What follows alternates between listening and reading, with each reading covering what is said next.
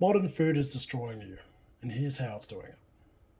Envision this: you're in a supermarket and you're looking to get a snack.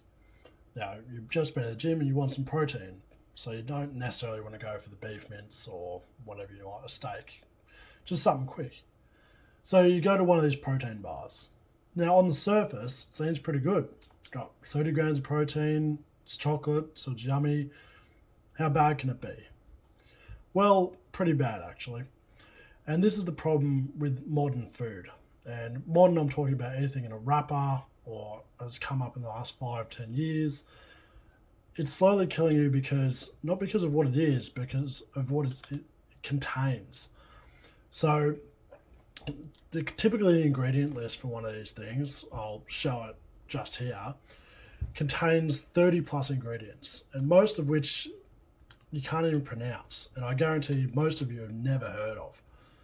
And all of this is destroying your insides because the body's just simply not used to a lot of these chemicals. Now, a lot of these chemicals are used as preservatives to keep it going. Preservatives keep the shelf life up, everyone's happy. Well, unfortunately, not happy in your gut. As someone who's had protein bars before, they're very inviting. And protein bars, I must say, aren't the only thing that are available in supermarkets and whatnot.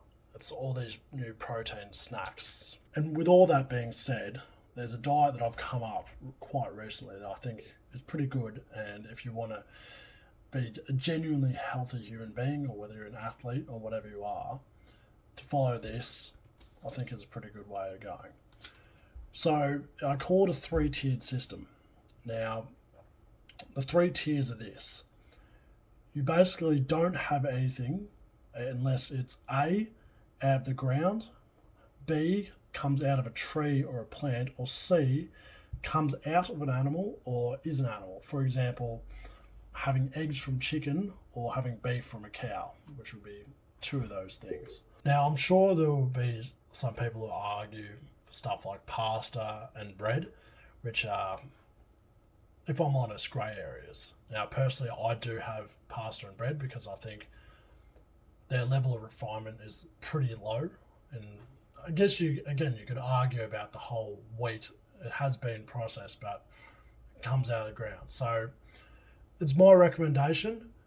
But again, there are grey areas and it's up to you what to decide. But what I would say at the end of the day is don't fall for any of the marketing claptrap that they're trying to say with these protein bars, because ultimately they're not good for you in any capacity. And if you actually want to get healthy, try this system as well. There are other good ones. You've got stuff like the vertical diet and keto, and I'm sure none of them recommend protein bars at all. And remember, it's not just about protein bars, it's anything with an ingredient list too long to even compensate. Thank you very much for watching. Like and subscribe, and I'll see you in the next one. Cheers.